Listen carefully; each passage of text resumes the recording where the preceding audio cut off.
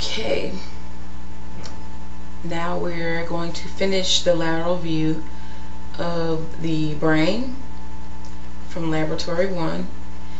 So we left off with the insula. Now the insula was what Doc was calling this interior part here. He was calling the 6th lobe. Some people call it the 6th lobe of the brain.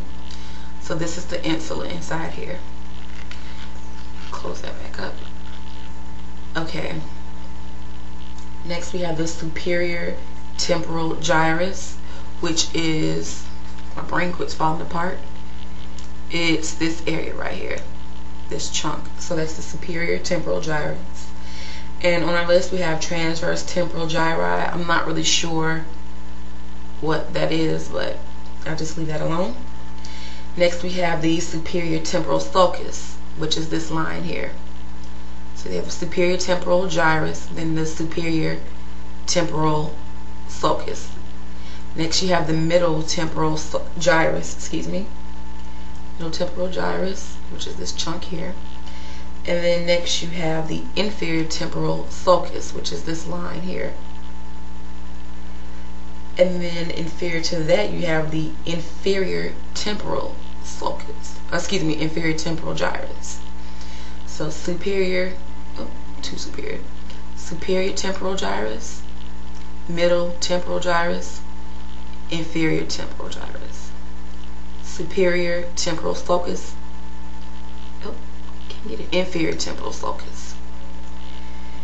Next we have the superior parietal lobule, which is, let me turn this the right way. The superior parietal lobule is this top portion here. It's that top portion. I'm trying to turn it. I'm doing this backwards, guys. So it's this top portion here. And then you have the inferior, here it is, inferior parietal lobule. And the two of those are separated by the intraparietal sulcus. So on the inferior parietal lobule you have two other structures. So, here it is. So here's the inferior parietal lobule. The first little, there's two humps, this one, and this one. So this first one is called the supramarginal gyrus. Here it is here. And next you have the angular gyrus. And you can get to those by just coming across the lateral sulcus. The first bump, supramarginal gyrus, and then the second bump is angular gyrus on this brain. Next you have the preoccipital notch, and it's basically this little indentation or ridge for the cerebellum, I'm assuming, but it's just this ridge here. And then you have the lateral occipital gyri.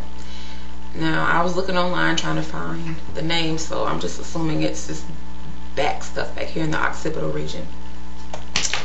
And that's it.